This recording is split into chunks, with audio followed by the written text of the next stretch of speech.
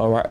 Welcome to the show this morning. It's a brand new, beautiful week, brand new Monday. The rainy season is coming down heavily, expecting so much rain in this time of the year. At the same time, we're expecting so much more controversies to continue to offload and unload and, unravel in the coming days. If you've been in the social-political space recently, you understand that some things have been going wrongly and some have been going rightly. Depends on which side of the divide you are. My name is Emmanuel Ujadigili and I welcome you to Morning Spring. This morning on Western Spring Television, we're reaching you live from StarTimes Channel 190 on the DTT platform. You can also follow the conversation on all our social media handles, and you can follow us live on YouTube at Western Spring Television. Do well to subscribe to us so that you can catch up with all of your programs that you've missed, and also follow the live segment of our channel. Well, we have the papers for you this morning, but then before we go to the papers, of course, I'm not alone in the studio, and bear in mind that a lot of things are happening in this country at the moment. Yes, and as Emmanuel rightly pointed out, I would also like to point out that the fuel situation in the country, the fuel scarcity has been, I think, in recent times has been, too long, has stayed too long. I've seen queues, out there, and it's compiling, it's, getting longer again by the day. But then I hope we can get by and get past all of this. I'm Temitope Ajijalua Ola. Thanks for joining us on the Morning Spring this morning on Western Spring Television. Well, we have the papers for you. If you followed yesterday's drama in the country, all around the country, there was a reverberation all around the country, people having different conversations, people wanting to know what's really happening in Nigeria. But we'll bring you the papers right after this break to stay with us.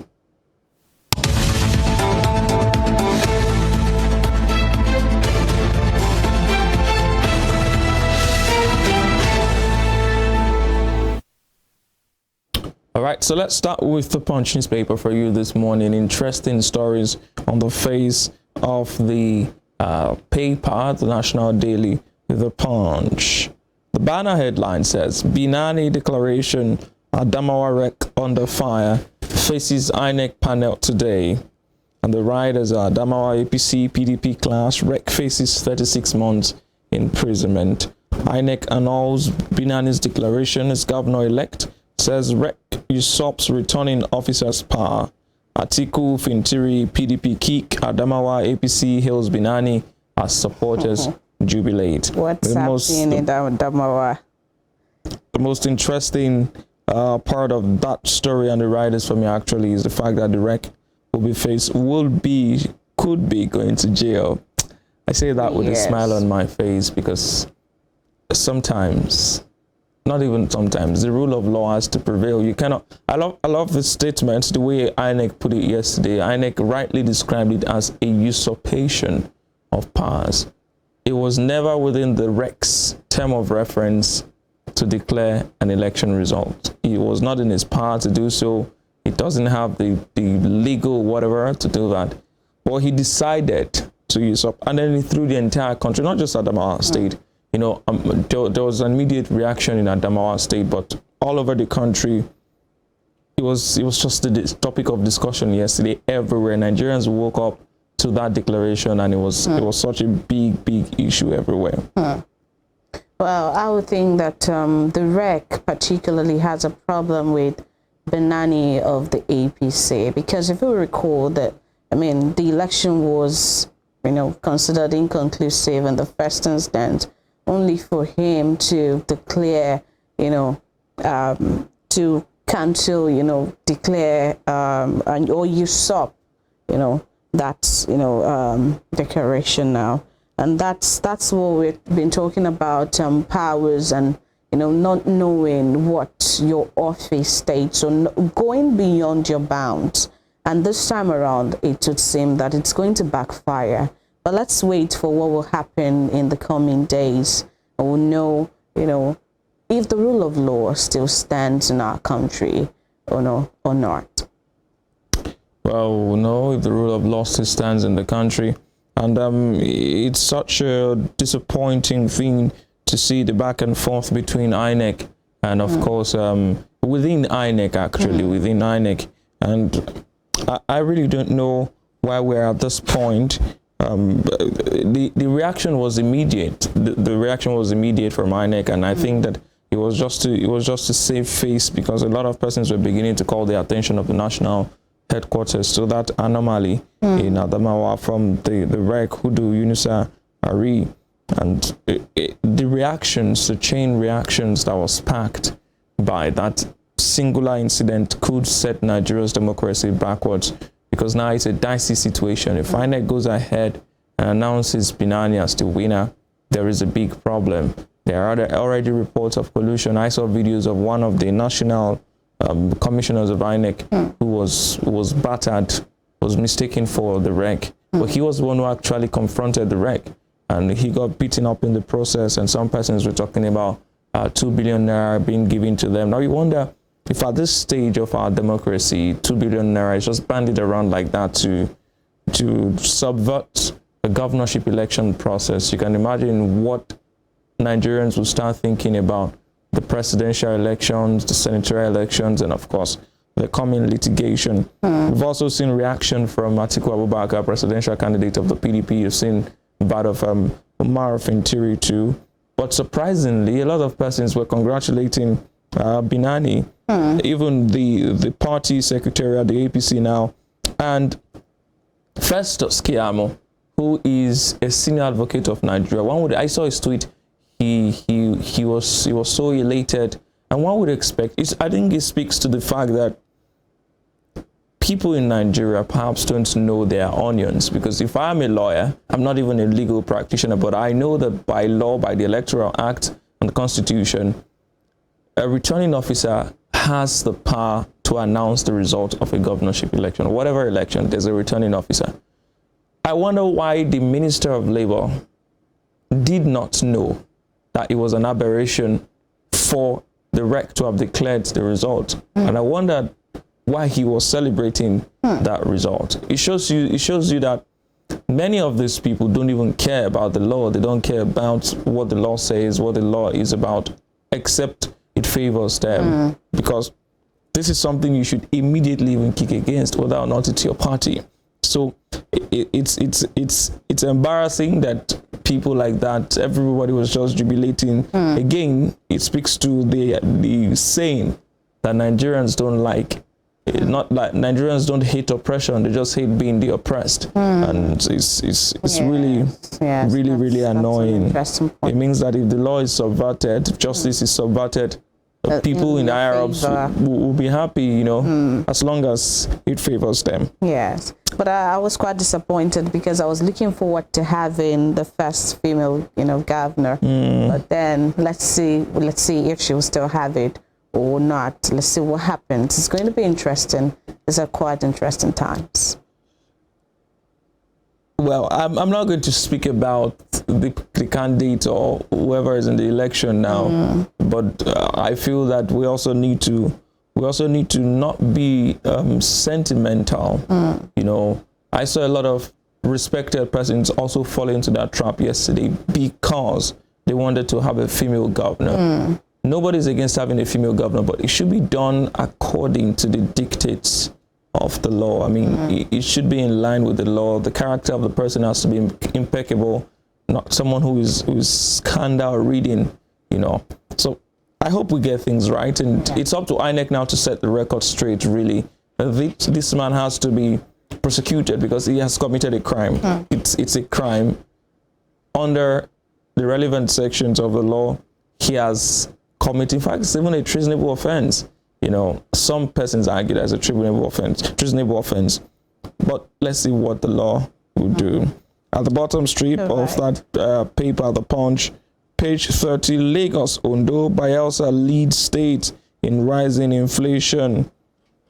On Saturday, the NBS, the National Bureau of Statistics, gave out the new statistics saying that Nigeria's headline inflation grew from 21.91% in February to 22.04% in March 2023. A slight increase, but still enough to negatively impact on the prices of food, prices of some other commodities. And in those states, that statistics that was released, Lagos, Ondo, and Bayelsa came out tops. It's not really, sometimes it's not good to be, it's not really enviable to come out tops, especially in situations like this. But we hope that the government can curb the rising inflation. Yes.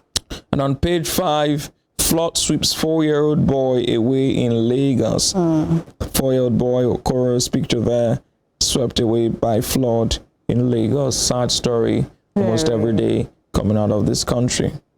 Yes, we're still having a lot of, coupled with the insecurity issues and all of the issues we're having, we still have, all the societal, issues too, like flood, and the fact that it has affected the family, put another family in despair, in, mourning and all of that. This particular time, we only hope that the family can have, would have the fortitude to bear, the loss of this little one. Well, that the government too can step up to action and give sanctions where necessary, or do their own bit too to avoid cases like this. I mean, we've been warned at the beginning of the year that there will be lots of flood in the country this time, and the government has to just beef up whatever their actions have been in the past and give us a safer society. All right, give us a society, safer society. Let's see how that goes. And on page 5, gunmen abduct Ogun traffic official on Lagos Ibadan Expressway. Gunmen abduct Ogun traffic official on Lagos Ibadan Expressway. That's on page 5 of the Punch newspaper. Another insecurity issue there, this time hitting the government official. Nobody should be victim. Nobody should. It's not really okay, no matter who it happens to, whether the ordinary person on the street or that's why we've always been clamoring for people to stop killing security officials. But also gunmen still in the business of abduction, kidnapping for ransom. That has got to stop. The government has got to be more decisive in dealing with all of these people and providing adequate security. The reports of kidnappings on that Lagos-Ibadan Expressway have become alarming recently, and we hope that the government can step up to its responsibilities. Above the nameplate of the Punch newspaper on page 29, aviation unions to ground flights, airports today. Some running battle between the aviation union and the head of the aviation sector, as well as some other relevant bodies there, including FAN. Everybody clamoring for better working conditions, better remuneration, and a lot of things on the table that need to be discussed. Really, a lot of conversations that need to be had, and ensure that people get what they actually work for. It's not really good. I know that it's bad to work under terrible conditions. You keep giving your best, but you don't get the best in return. It's just a matter of time before you max out, and you resort to using some of the innocent persons now are going to pay for this. People who have bought flight tickets, people who have appointments, people who have emergencies. Everybody is going to suffer from government inaction and government ineptitude. And on the economic scene too, we're going to plunder down, further, into debt and and loss again. And then this warning came out last week. They threatened actually that they will be going on strike, but it does seem now that their demands are not being met. And it's not only aviation. Look at the medical profession as well, medical line. You see people, dissatisfied, disgruntled about the state of things in their, in their profession, and how they want a better working environment, and still, things are not, their demands are not being met. They're not being placated whatever way, and that's why they're leaving. And look at the aviation, as well. And the unions now, they've kicked and they're having a warning strike this time around. We just hope that it will stay at that warning strike, and that, you know, the government will intervene, or the authorities of the aviation would intervene, and because you don't want to have this for too long. It's only a matter of time before not only the unions now are protesting, but people that their lives are being grounded as well would start protesting. Yes. It's going to be chaotic at that. Very, very quite chaotic. And I hope we don't get to that, I sincerely hope that not. situation. Well, on page 30 of the Punch newspaper, Nigeria's 96% revenue used to service debt in 2022. There's World Bank. The World Bank telling us there that we serviced debt in 2022 with 96% of our revenue. Now, for context, it means that if we made 100 naira in 2022, we spent 96 naira to service our debt, meaning that we had just 4 naira to spend on all our projects, all our which we know is not possible. I mean, but that's why we keep borrowing. Yes. You know, add that to the cost of governance. I mean, it's getting worse. And other debts that are accumulating on the ones we are borrowing. And so we keep growing in debt. That's what I would call it. We grow in debt. Our revenue is, you know, it's thinning out, while our debt profile is, you know, getting fat. We're feeding it by the day. And look at the inflation still in Lagos and Ondo and Bayelsa. Those are the leading states, not just the states in inflation, they're just leading. So there are lots of implications, and it's only a matter of time before we have a nation that is coming to a halt, you know, economic-wise. Yes. And so it's not a palatable thing. It's something, it's to tell us that we have fire on our roof. And we're sleeping. Should be sleeping. Unfortunately, we're sleeping. Well, on page 18, Buhari meets governors, EFCC chair, others in Saudi Arabia. I had a lot of things to say about that story, but let's just leave it as it is. I just hope it's meeting. Hey, you're here too. And not some official government meeting happening. Because that was what was running through my mind too. But let's just leave it at that, like Emmanuel said. All right, so let's move on. That's all we have for you on the Punch newspaper this morning. All right, taking a quick run through The Guardian. The Guardian says, at its headline, near bankrupt states, unviable projects await 18 new governors. And that is on page 6 of The Guardian newspaper. And it shows that there are some states that are near bankrupt already.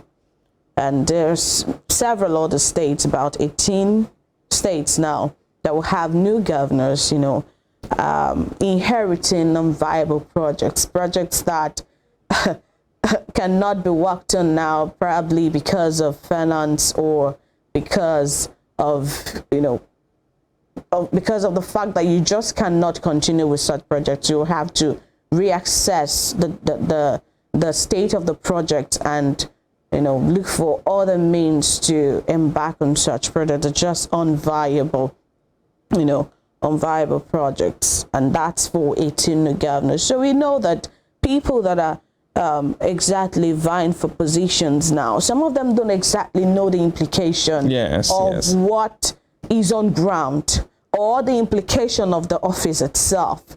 You know, there are lots of things tied to, you know, public positions, public offices, but because some people are just blinded by, you know, the drive to get power, to be in the corridors of power, to get, you know, to just be called by the title. Well, I think also that they are aware of what is at stake, but most of them don't care. They just want to get there, get into the corridor of power, get into power itself, and get the perks of power. That's how I see. Because if you know that a state is heavily indebted, you should know that it's not going to be a walkover. I mean, yes, you're going to have to put in a lot of work. But we just hope that we can only keep saying on this platform that, you know, our public servants can just try to live up to what the people need. You know, the expectation, you know, lots of hopes are hinged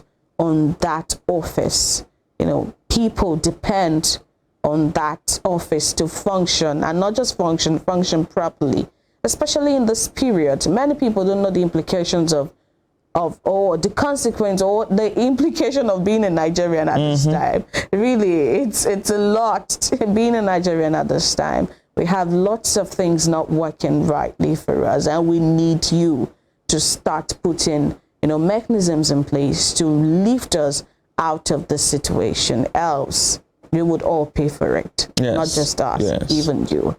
So please, we need, you to step up. But then just below that story, moving on to page 7, it's still reminding us of aviation workers who have begun their strike today. It says aviation workers begin warning strike today and over COS and welfare, and that's on page 7. Yeah, most times when strikes occur in Nigeria, it's always over the conditions of service and over welfare, because there are agreements that these unions reach with the federal government and all the relevant agencies, and those agreements are barely kept to.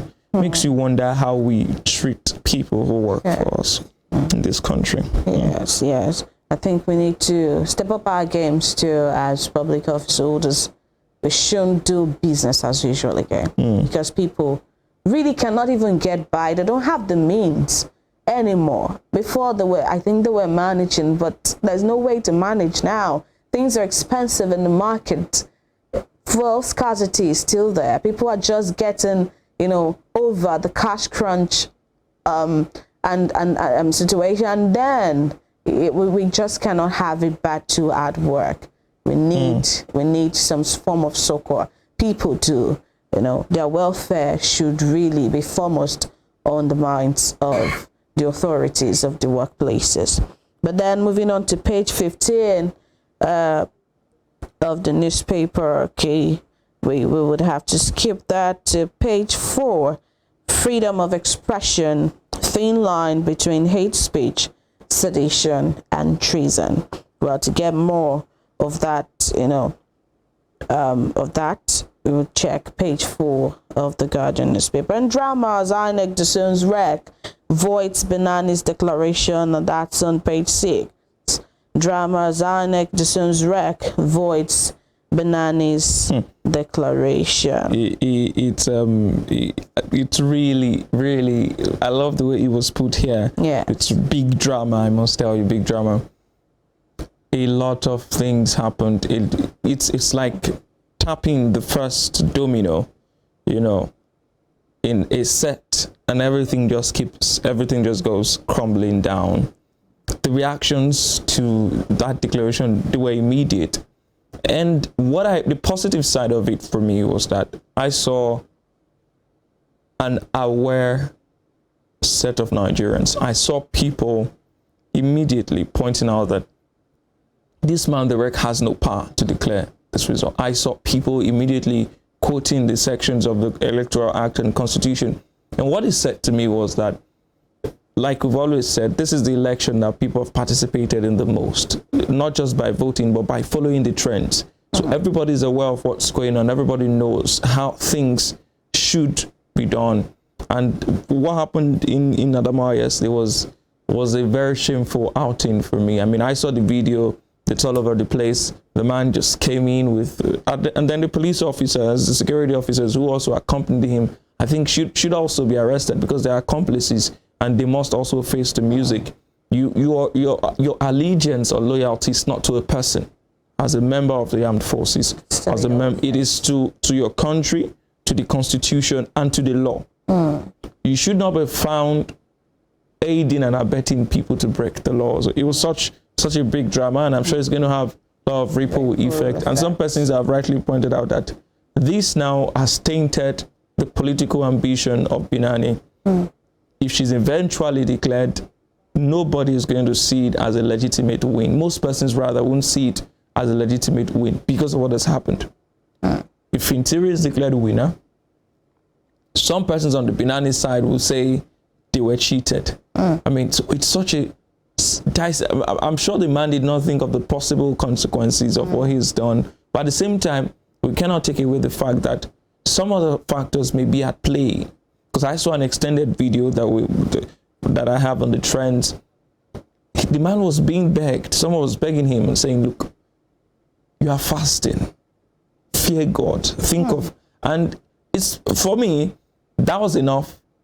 That was enough. Yes, to force your hand. Except something else is at play. Maybe his family is in danger, someone has threatened his life.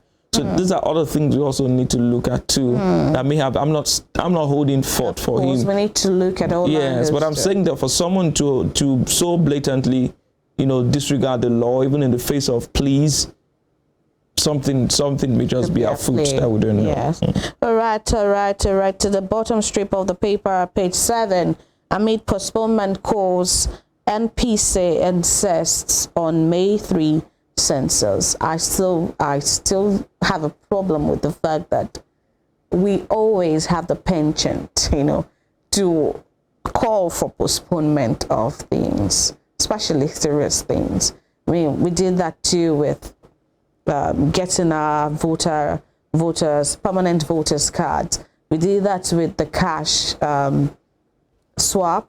We do that, overly, and now again amidst postponement calls, meaning that some people are calling for postponement of the census. But then MPC, National Population Commission, is insisting on May 3 census, that it's going to hold on May 3 and nothing is going to change that. Yeah, it was postponed before. I'm just trying to go through some things. It was postponed before, but okay, if we're not ready, we're not done with the elections yet. We've not dispensed with the election. So many other things are at play. Do we have the resources? Do we have the 800 million now? Is 800 million, 800 billion? I can't remember. Do we have it already? Have the loose ends been tidied up? Have they been tied up? Do we have anything threatening? So these are issues that my line of at. argument will be that the census is not something that began to be planned this year. It's been in the pipeline, not just now. And so, just like the elections too, we knew that we were going to have elections 2023 from whatever time. And so, plans ought to have been in place. So now asking the questions, are we ready? Have we tied up loose ends? That's too late. I don't think it's too late. The reality, our reality as a people is so dynamic that you cannot predict. For instance, nobody saw the fuel and cash crunch issue coming up a few months before the election. Okay. Nobody saw Labour Party going to court to seek an injunction that forced the postponement of the election from March 11th to March 18th. Okay. NPC had planned this census for March and early April. They didn't see the postponement of the election coming, so they had to shift. Now, we are currently in a dicey situation money-wise in our country. Some states have not even sat down to agree on boundary issues. For example, Taraba in the north central and Benue still having some boundary dispute and all of that. These ends have to be tidied, and some of them are just resurfacing. Some of them are just coming up. I'm not making excuses for the NPC, but I'm saying whatever is doing at all is what doing well. We shouldn't go. There are still people who believe they have to travel down to be counted. So what happens when you get to a house that you've budgeted that you're going to send out 10 persons? You send 10 persons out to go count. They get to these houses, they don't meet anybody there, and they record that there's nobody there, and those ones have gone to their village. Village is to be counted, and then when they are counted, there is surplus. All of these things have to be factored in, and that's why I believe that if the NPC is still not ready, there's also the security angle. Insecurity is on the rise again.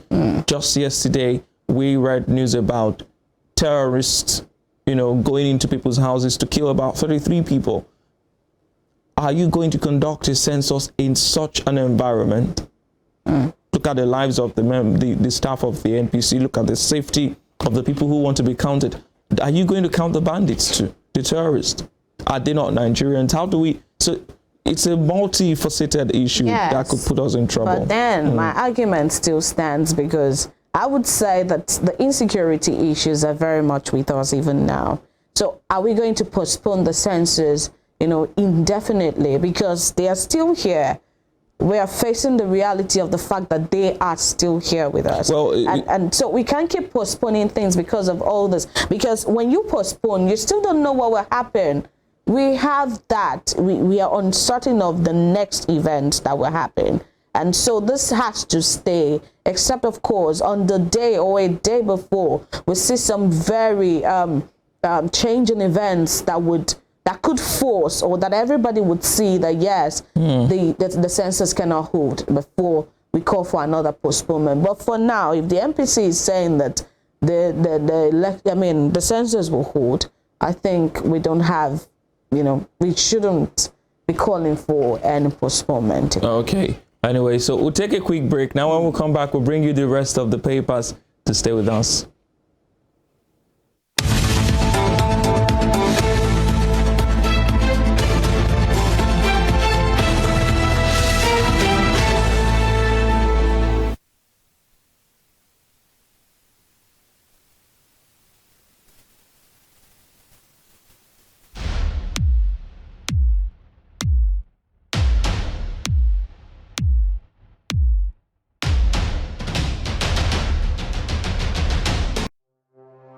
Arrested, affected, sound, found. What do we see? What do we say? Flowing from a spring. A fact A to Z. Check and confirm. Ever expounding current events. Traveling down from the business gist to the globally arising happenings, to the sport news, to the bittersweet infos. Guided transmission, even diffusion, vast and fast, detailed facts are fled. Within seconds, nuggets of words that flew across borders are fired. Stories short and long, wrapped in bundles of words, broken and dissected as it is, except misheard. This is the news as it is.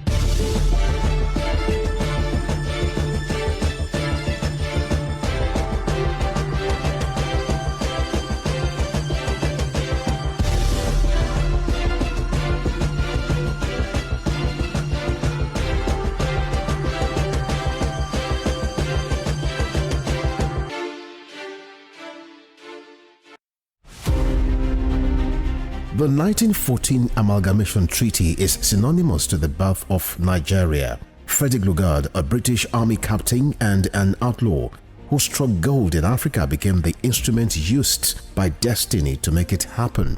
The amalgamation of Nigeria was designed for economic reasons by the colonial administration to offset Northern Protectorate budget deficit by Southern Protectorate surplus returns. The amalgamation had ad initio created imbalance in the economic political structure of Nigeria and was responsible for the persistent hiccups in the efforts to forge a united country till today. Nigeria's amalgamation was labeled as the mistake of 1914 by native northern conservatives who neither wanted it nor contributed anything significant to its sustenance. Western Springer Television identifies with Amalgamation Treaty of 1914 as a watershed event in history. Born Jeremiah Oyeni Obafemi on March 6, 1905, Obafemi Awolowo was a prime architect of Nigeria's independence and most consummate advocate of free education and social welfare in Africa's most populous nation. Erudite politician, thinker and philosopher, Awo was fondly addressed by associates and political colleagues, brought his unique attributes to bear on governance in the defunct Western region. He administered as leader of government business and the premier between 1955 and 1958. Obafemi Awolowo's premiership witnessed pioneering in multi-sectoral policy initiatives and execution. The Western region under his administration paraded several enviable records. First television station in Africa, first real estate in Nigeria, first high-rise building in Nigeria, first modern sports stadium in Nigeria, first agricultural settlement in Nigeria, first modern civil service secretariat in Nigeria, and first industrial estate in Nigeria. His face is on 100 naira denomination as a mark of honor for his distinguished services to his country. Western Spring Television identifies Obafemi Awolowo as a major character in history.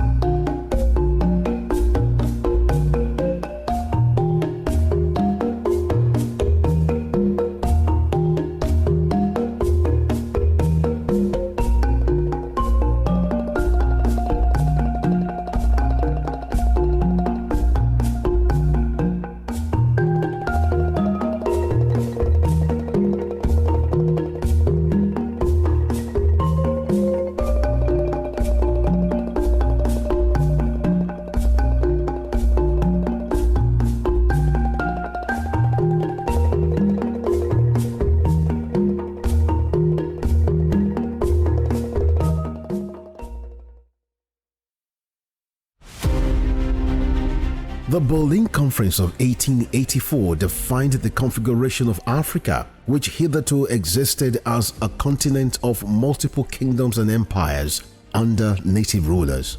The conference, otherwise referred to as Congo Conference, regulated European colonization and trade in Africa as initiated by German leader Otto von Bismarck. The Berlin Conference is often called the scramble for and partitioning of Africa, as each of the imperial powers carved separate portions of the continent for themselves without recourse to racial and cultural identities and differences. 137 years after the Berlin Conference was held, Africa remains a legitimized playground for European nations that sought to exploit its wealth and resources and manipulate its human capital to promote trades and investments of Western powers. Western Spring Television identifies Berlin Conference as a major event in history.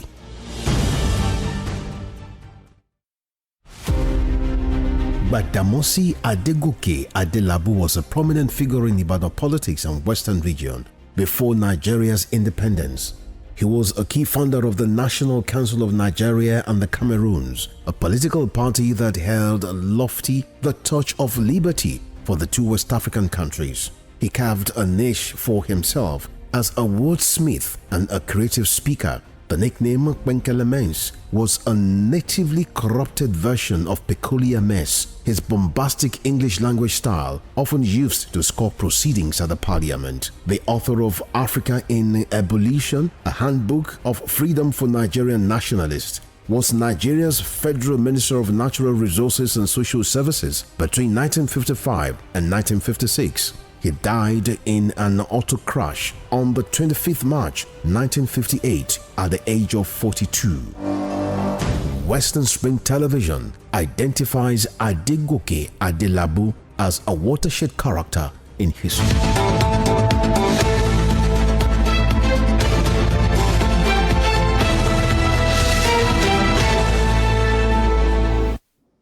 All right, welcome back to the show. It's still Morning Spring on Western Spring Television, and we're still bringing you the papers. Now let's go straight to The Nation. We'll start again with The Nation newspaper this morning. The banner headline is also about what's happening in the country. Drama, suspense, opera over Rex declaration of Binani. INEC rejects Adamawa Rex action to decide governor-elect tomorrow. PDP article, others cry foul. PDP article, others cry foul. Now that's the situation of things right there in Adamawa and in Abuja. All of the persons involved, according to the statement of INEC, all of the persons involved have now been summoned to the national headquarters of INEC, and they will be having to face a panel. The REC himself will be facing a panel, and I hope that the solution is found to that impasse. Recent, immediately. And Idris is Kebbi governor-elect. That's also on the face of The Nation newspaper this morning. Idris is Kebbi governor-elect. And IPC controls Senate with 59 seats. PDP 36, Labour Party 8, NNPP, SDP 2 each, APGA, YPP 1 each. And the names of all the senators-elects are there. And supplementary Senate poll winners, their names are also there. You can get more on that on page 4 of The Nation. At the bottom strip, 22 feared killed, houses razed in fresh attack on southern Kaduna community, as on page 5 of The Nation newspaper this morning. Investors just below the nameplate, 3.4 billion naira debt, ex-council chairman, councillors reject Makinde's payment plan on page 27 of The Nation newspaper. Above the nameplate, investors lose 601 billion naira in 4 days. Naira falls amid pressure. Page 2, Chidi Amuta got it all wrong on Obi, says Alake, and UBA raised profits to 61.4 billion naira in first quarter.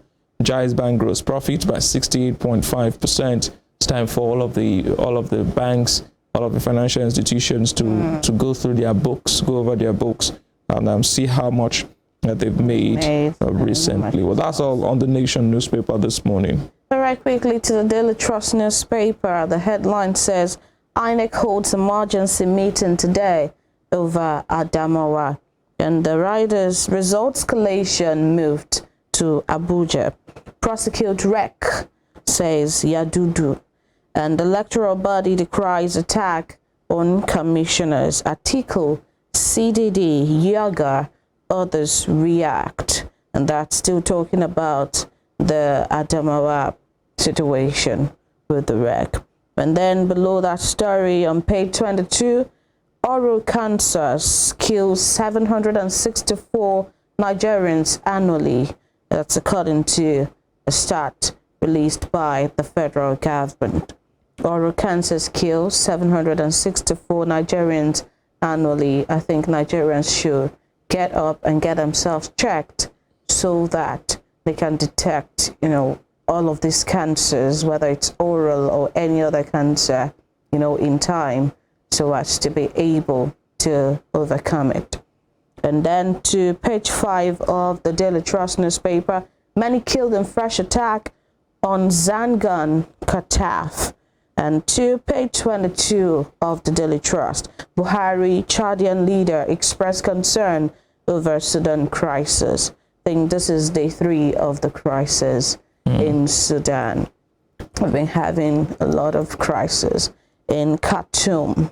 But then to get more of that story, check page 22 of the Daily Trust newspaper. And just below the nameplate, Senate, APC secures 59 seats, PDP 36, Labour Party 8, NMPP 2, SDP 2. And on the Nation newspaper, it says YPP has 1.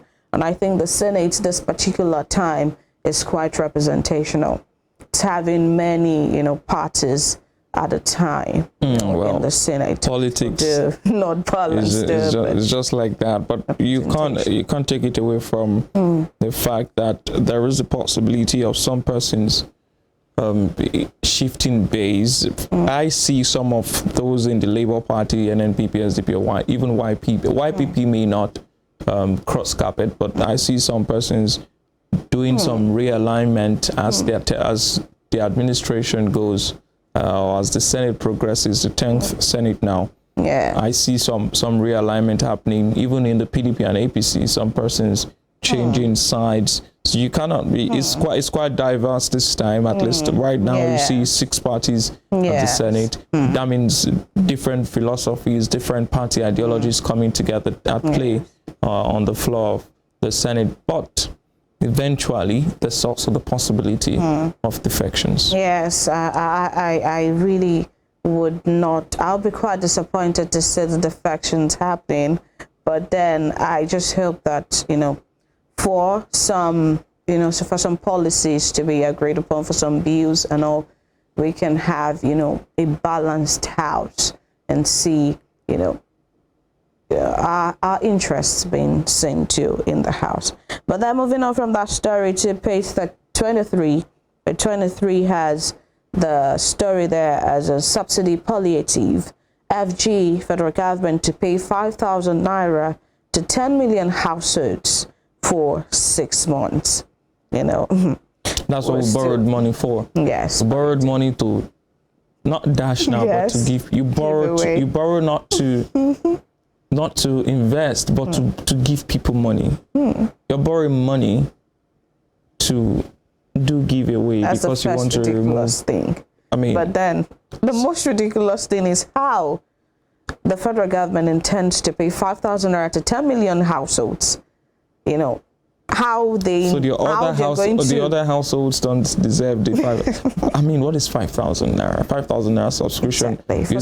Easy to buy for 6 months. Easy to buy data. What can 5,000 naira do for a household of say 6 people? Now we don't know if it's going to be a daily pay or a weekly pay. No, it can't be weekly. Or a monthly pay for a period of 6 months. We don't know. A lot of things are not clear, with that subsidy palliative and how the federal government intends. In fact, that's my greatest problem. How you intend to keep up with this 10 million households and know that an household that has got 5,000 naira is not going to get another 5,000 naira, so that another household can have that benefit. And it just reminds me of the shady thing that was done with, the school feeding, and where even when, children were at home during the COVID-19 period. I don't know how we do this, but the federal government has another palliative in line for 10 million households. Let's see if your household is one of those benefit from. Okay. I'm talking to the people. Okay, right let's now. see. Let's see. All right. Yeah, I wouldn't mind getting the 5,000 naira. Oh, you wouldn't mind. At least it would take care of some chicken wings. Okay. All right. The federal government can hear you. Manuel Jadgele in the house. Yes, this is my household here. What? Household. All right, APC's Idris wins Kebbi governorship election. APC's Idris wins Kebbi governorship election. I wonder why. Well, that's a story, but No, it's part of the state where there were inconclusive elections, and now the APC has taken that state. All right, well, that's all we have for you on the Daily Trust newspaper this morning. Lastly, to the Daily Independent newspaper, the banner headline is a different one from what you've been hearing and seeing on other papers. Amid global crisis concerns, CBN vows improved banks supervision. Says IMF's approval of tight monetary policy vindicates its position. And you see a picture there of Godwin Emefiele, Central Bank of Nigeria Governor, Permanent Secretary of the Federal Ministry of Finance, Aliyu Ahmed, and Zainab Ahmed, who is Minister of Finance, Budget and National Planning. Now, the just concluded 2023 spring meetings of the International Monetary Fund and World Bank in Washington, D.C., United States of America. And below that, Heathrow Airport, federal government accused of complicity in Obi's detention. UK refuses to comment on crisis. Yes. Still not heard the last of that. And nobody is coming out to give us a clear picture of what's happening, of how the man's identity was duplicated, and who is behind or beside or doing what. Yes, and it's just like the wise minds have been saying out there about complicity. And it shows, I mean, people have been saying that the government of a country has to be complicit, For something like this, yes. And, the UK government refusing to comment is also one thing that is baffling me, but let's just leave it at that and see if there will be any development in the coming days. On page 29 of the Daily Independent, Dino Melaye clinches Kogi PDP governorship ticket. And if you cast your mind back to last week, there's some back and forth between Dino Melaye and Governor Nyesom Wike of Rivers State. Now, page 3 of the Daily Independent, Immigration Service boils as Jere lobbies for tenure elongation. Stakeholders write to Buhari, ask him to intervene, save NIS. On page 4, INEC declares Nasiru Idris winner of Kebbi Guba election. Governor Tambuwal wins Sokoto South senatorial election. Aminu Tambuwal, former Speaker of the House of Representatives, is a former Speaker of the House of Representatives. And now he's found his way to the Senate after serving 2 terms as governor. Power keeps rotating within the circle. Yeah. On May 29, Serap asks Buhari Oshibajo to publish others to publish assets on page 29. And on page 4, Kogi APC primaries, NUJ wants disgruntled politicians against misrepresentation of fact. That warning is timely. We're battling a deluge of fake news, and we hope that politicians play their part in curbing that. Now, the UBA Group posts 47.5% growth in gross earnings as profit hits 61.4 billion naira. And above the nameplate, INEC voids Adamawa Guba results, summons REC others to Abuja. Fintiri says Binani's declaration as winner by REC provocative. PDP demands immediate arrest, persecution of REC. Stakeholders criticize issuance of AOC to NG Eagle Airlines. NG Eagle brand name no longer in AMCON's custody. NCAA contradicting own regulations, says experts. Well, that's all on the Daily Independent, and that's all on the papers this morning. We'll go for another break, and by the time we'll come back, we'll have our guests ready for you. Stay with us.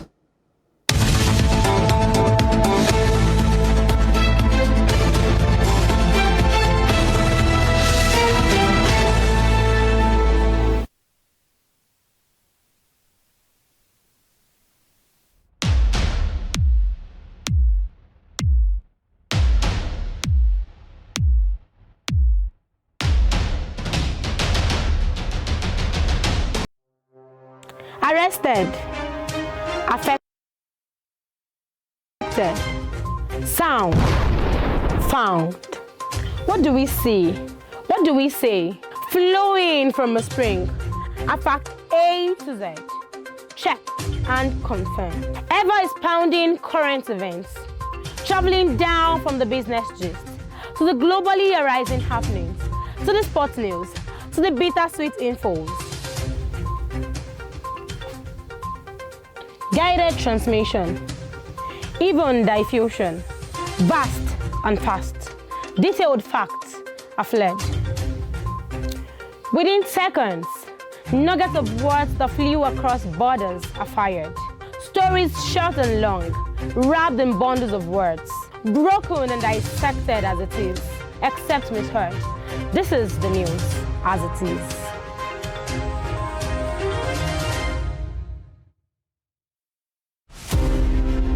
Named Mao Zedong at birth, But globally known as Mao Zedong, he was a Chinese revolutionary and founder, People's Republic of China, which he led as chairman of the Chinese Communist Party from 1949 until his death in 1976. He was a communist who believed in the attainment of power by the instrumentality of gun. His wise saying, "Political power grows out of the barrel of gun," formed the major plank of his revolutionary struggle for the control of China. In the long span of his leadership and political power, Mao Zedong relentlessly entrenched the communist philosophy in China, which emphasized the revolutionary struggle of the vast majority of people against the exploiting class and their state structures. The communist leaders defined the class struggle as people's war. Mao Zedong was a story of grass to grace, having risen from peasantry to preeminent status as China's most respected leader. Western Spring Television identifies Mao Zedong as a major character in history.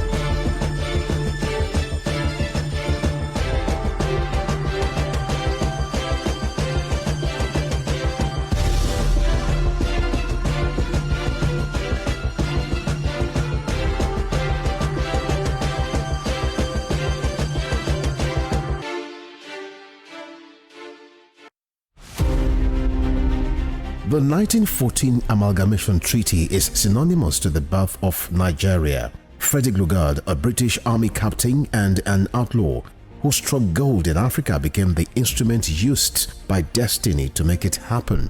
The amalgamation of Nigeria was designed for economic reasons by the colonial administration to offset Northern Protectorate budget deficit by Southern Protectorate surplus returns. The amalgamation had ad initio created imbalance in the economic political structure of Nigeria and was responsible for the persistent hiccups in the efforts to forge a united country till today. Nigeria's amalgamation was labeled as the mistake of 1914 by native northern conservatives who neither wanted it nor contributed anything significant to its sustenance. Western Spring Television identifies with Amalgamation Treaty of 1914 as a watershed event in history. Born Jeremiah Oyeni Obafemi on March 6, 1905, Obafemi Awolowo was a prime architect of Nigeria's independence and most consummate advocate of free education and social welfare in Africa's most populous nation.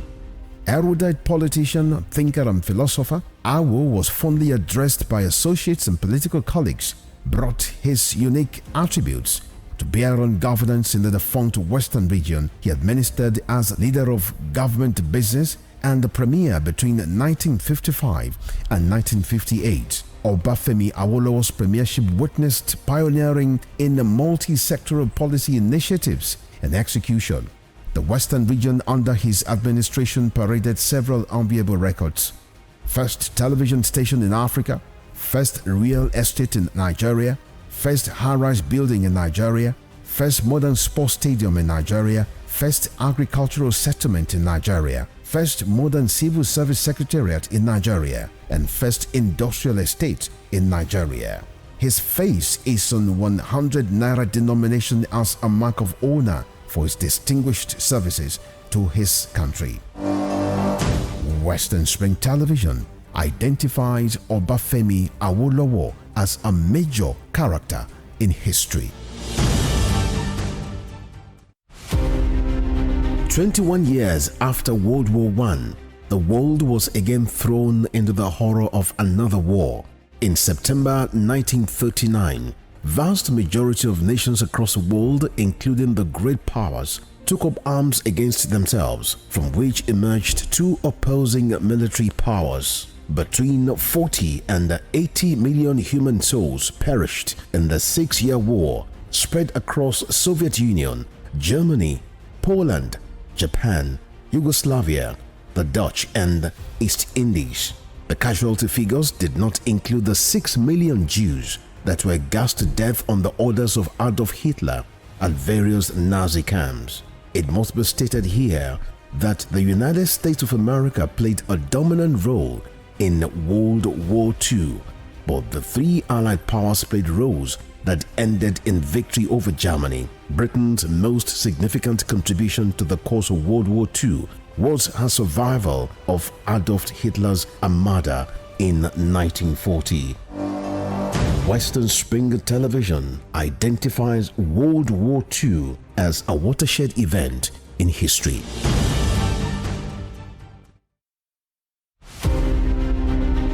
The Berlin Conference of 1884 defined the configuration of Africa, which hitherto existed as a continent of multiple kingdoms and empires under native rulers. The conference, otherwise referred to as Congo Conference, regulated European colonization and trade in Africa as initiated by German leader Otto von Bismarck. The Berlin Conference is often called the scramble for and partitioning of Africa, as each of the imperial powers carved separate portions of the continent for themselves without recourse to racial and cultural identities and differences. 137 years after the Berlin Conference was held, Africa remains a legitimized playground for European nations that sought to exploit its wealth and resources and manipulate its human capital to promote trades and investments of Western powers. Western Spring Television identifies Berlin Conference as a major event in history.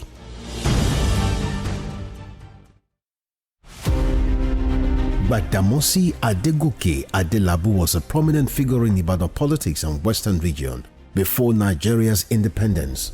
He was a key founder of the National Council of Nigeria and the Cameroons, a political party that held lofty the torch of liberty for the two West African countries. He carved a niche for himself as a wordsmith and a creative speaker. The nickname Kwenkele Mens was a natively corrupted version of Peculiar Mess, his bombastic English language style often used to score proceedings at the parliament. The author of Africa in Ebullition, a handbook of freedom for Nigerian nationalists, was Nigeria's Federal Minister of Natural Resources and Social Services between 1955 and 1956. He died in an auto crash on the 25th March 1958 at the age of 42. Western Spring Television identifies Adegoke Adelabu as a watershed character in history.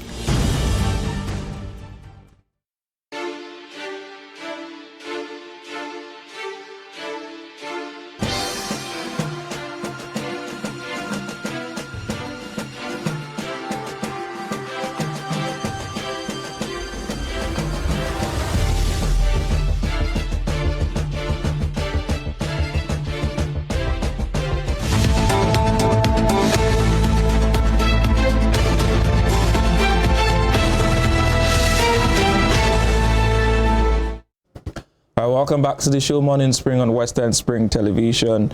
It's time to take our conversation to another level, and we have with us in the studio a journalist, a social rights activist, a policy analyst. He's a man of many parts, really. Comrade Ayo Ologo joins us on the show this morning. Thank you for joining us this morning. Good morning. Thank you for having me. All right, so let's start with yesterday's debacle in Adamawa State. Many Nigerians, myself, I woke up and I saw that Binani had been declared. But when I saw the video, the first thing that struck me was this is the wreck, and not the returning officer.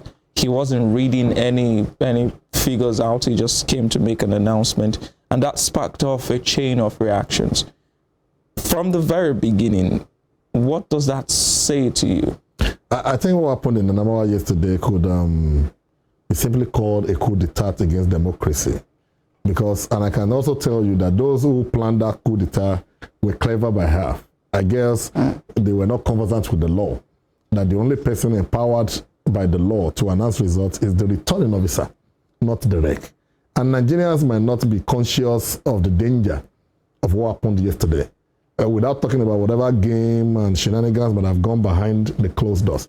If it had been the returning officer that made that announcement yesterday, no matter how untimely or how illegal we might be talking about it, it will have become the verdict by now. What you will have had after will have been go to court. Because by the provision of the law, whatever announcement the returning officer makes, whoever the returning officer announces as the winner is deemed to be the winner until the court upturns it. Only the court has the power to upturn the announcement of the returning officer. So those who planned that coup d'etat were clever by half. And I think it's God's way of showing supremacy. Because if they had been careful enough and it had been the returning officer that was made to do that yeoman's job, there's nothing we'll be discussing here now. The rest will have been to the court. Binani will have been the governor-elect. But the question that begs for answer is, what kind of a country do we live in? We live in a country where there are no repercussions for actions. Because if it had been a country with repercussions for actions, that man that committed that offense yesterday, that committed that crime against humanity and nationhood yesterday, would have understood the consequences. Because if what happened in Osun before the election, where core members and the INEC official was caught with voters' card, if that issue has been pursued to the logical end and they have been prosecuted and everyone in Nigeria have seen that these people are behind the bars, if what happened in some other state where the electoral officers and returning officers had been caught doing otherwise, if they have been prosecuted and is in the public glare, law will tell you that justice should not only be done, but it must be seen to be done. The same way repercussions for actions should not only be had, it must be seen. So if there has been repercussion for actions, I'm sure that the REC would not have done what he did yesterday, knowing what the consequences will be. But we live in a country where some politicians will tell you that, look, just do it, we got your back, we'll give you soft landing. And it happens that way. So we continue to have such repetition of things. Another thing that today's event brought to view is the fact that INEC has again lost a golden opportunity to redeem its image from the shenanigans that happened in February 25 and March 18. A lot of Adamawa is not the only state where the election took place yesterday, but the focus was on Adamawa because it was contentious. Personally, it's my opinion, it could not be valid. But looking at where the two candidates stood before the rerun election, that's the Fintiri and Binani, and the number of votes at stake, I could not see how a Binani was going to win that election, considering the number of votes at stake and what standing they had before the election. But then the APC Abacadabra and the Nigerian factor came in. And before you know it, an announcement is made, and Binani was already reading an acceptance speech when the election was still ongoing. 9 a.m. you already announced the winner for an election that will close at 2. Collation will be done before announcements are made. That is, I don't know if you saw a document, a handwritten note. Yes, I saw that. Where what the REC was going to read and the figures are credible were already written. That is to tell you that it was not something that happened by chance. It was premeditated. And it could not have been the REC only. Yeah. And I dare say that, look, let's give the REC some time to also begin to talk. Maybe by the time the law enforcement get rid of him and do the needful, we'll hear revelations that we never thought could happen. But do you think we will hear these revelations? Yeah. I hope we would. We should. That is what we call transparency in administration. Who says that the REC's wife and children were not being held captive somewhere and it was given that condition to go and do that yeoman's job before his family would be released, who says he does not have something up his sleeves that he needs to cover, and they are giving him the option of doing that unwholesome job to have his track covered. A lot of the rec could not have just woken up yesterday morning and decided to go and announce the result of elections. There must have been premeditated intent, either political, financial, or otherwise. So I don't also want to look at it from the financial angle, because I've had allegation of saying it was given 2 billion. It could be more than that. So Nigerians should begin to place demand that we want to know the real truth. We want to know what exactly transpired. The rec could not have done that alone. Somebody was saying it this morning that, look, when he was making that announcement, there were police officers around him. Top police officers, actually. Is it that they don't know the law as custodians of the law? Is it that they do not know that the rec does not have the power to make such announcement? So if they know what the position of the law is, why did they not stop him from doing what is illegal? But it's like a ring. And Nigerians deserve to know exactly what transpired that brought us to such the lowest debacle that we could be as a nation. Now, Binani also went ahead to read an acceptance speech. From the analysis of the results, like you've referred to, there is a 30,000 plus margin between these two people. The votes up for grabs do not even reach a third of 30,000. So how did she get to that point of wanting to read an acceptance speech, knowing that even if she had won the rerun, it would still not have covered up the deficit she had on ground? Does it not speak to some level of desperation, as people have said? Obviously. The desperation was written not just over Binani as a candidate, but the party. And I'm sure they must have been relying on the euphoria of the fact that they now have a president-elect under the platform of that party. So if you knew you have a 30,000 deficit of votes, I said it earlier, that I did not see the way a Binani could win. You have a 30,000 deficit of votes by which the other candidate was leading.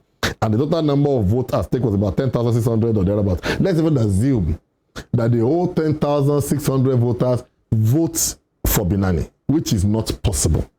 But given that the whole 10,700 votes is secured, it added to the figure accredited to her before then, she would still not have won that election. So how come that in the space of about 30 minutes that a supposed rec made an announcement of victory, she was seen on television reading an acceptance speech? That means that acceptance speech must have been written prior to them. So the whole thing to me is a ring. It's premeditated. It didn't just happen. They must have known what they wanted to do. They must have prepped her to get an exception ready. And I tell you, from my analysis and insights as a journalist, it was just a saving grace that they missed that point in law. They must have known that, look, maybe some lawyers would have told them, look, once the result is announced, the only power that can upturn that result is the court. And they will have been relying on that just go and make the announcement. We'll go and hire the rest out in court. But they missed it. They missed that point in law that says that only the returning officer can make announcement of a winning election and not the rec. And I say it again, if that error committed yesterday has been committed by the returning officer, there won't be anything for you and I to analyze here. That will have been the position of the law, whether legal or not, until the court says otherwise. And you and I know that because the court will say otherwise, she will have been sworn in as the governor. The rest will have been for history. So this is a pointer to us as a people that, look, we do not need these regular politicians leading the affairs of this nation any longer, because they do not want power for development. They want power for selfish gains. These are states that are indebted. There's actually no state in this country that is not still paying debt accrued from the days of the military. Osun State is also still paying debts, loans that were taken right from the military era. We're still paying it. And these were loans that were taken at 22 naira to $1 in those times. And we are paying at the rate of about 700 naira to $1. Loans of 30-something years ago. And that is happening across all the states. So we're not having leaders that are thinking of how do I manage the resources of the state and make the economy so viable and make sure that I'm leaving office without incurring debt for the state. All that they all want to come in is to have retinue of aids and have convoy that are unlimited, enjoy free aids, enjoy retirement packages, and add more to the debt of the state. So Nigerians should begin to realize that these politicians are all the same. Forget about party coloration. If this could happen in Adamawa, where the candidate of the PDP is from, and they can rub it on his face this much, then you and I can begin to guess what will happen in Kogi, where the warlord Bello is, and where he also has a fellow terror balancing person like a Dino contesting. You can imagine what will happen in the supplementary election in Rivers, where we also have another domino power there. So if this is happening in Adamawa, then there's a lot to be afraid of as a nation. Well, for the fact that Binani read that acceptance letter, could there be any legal consequences? She should be prosecuted. She should be. We are too docile as a people, while we allow too many things to pass. And when you see individuals raising a voice that, look, this is illegal, this should not happen, people will begin to ask you, what's your own? Is it your father? Is it your mother? Is it your money that they are spending? Are you even from that state? Why was your business?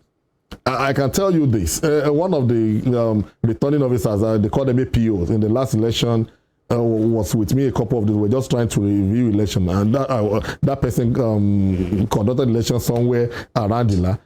And he told me that, look, if we are to come out as POs and APOs in that election, this country will burn. Because we're seeing people being given money that where he was the APO, that an individual voted for about 30 people. People will get accredited, collect their voting, they will take it to him, he will be the one to complain, he will hand it over back to them to go and put in the ballot box. And when he complained, people came and said, do you want to live this place alive? Do what you are here to do. And that's what happens. When you ask questions, people will tell you, what's your interest? What's your own? How does it affect you? So with what happened in Adamawa, not just the people, individuals, civil society organization in that place should be calling for arrest. Because the question would be that she should be suspected as being a part of the ring that perpetrated that evil yesterday. Because there's no way you could have been announced elected, and within a space of 30 minutes or thereabouts, you were on the TV reading an acceptance speech. Were you hopeful of winning before by the number of votes at stake? Something is wrong, and somebody should be asking questions. Okay, so one baffling thing that you've somehow made mention of, but I'm going to ask you differently now, is when that result was announced yesterday, the rhetoric on the timeline, as you like to say it, was go to court. People were asking aggrieved parties to go to court in an obviously fraudulent process. Exactly.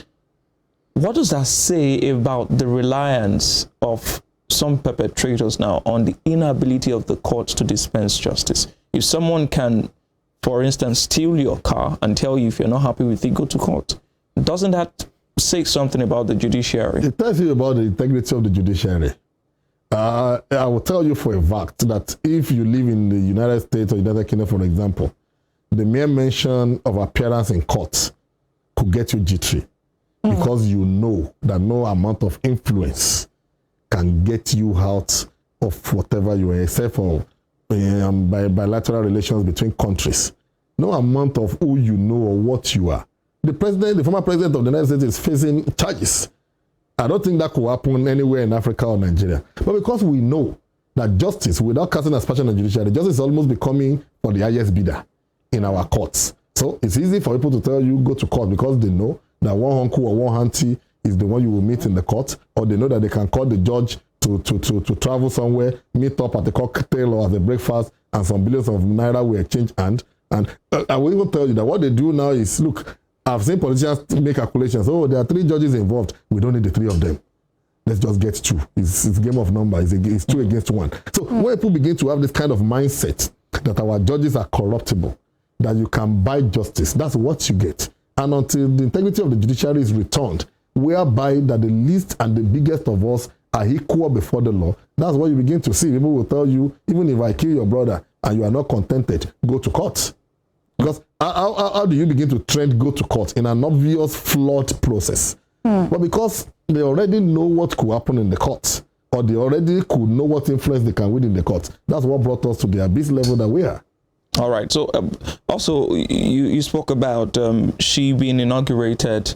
If the returning officer had made that announcement, she would have been inaugurated, and then the case would be in court.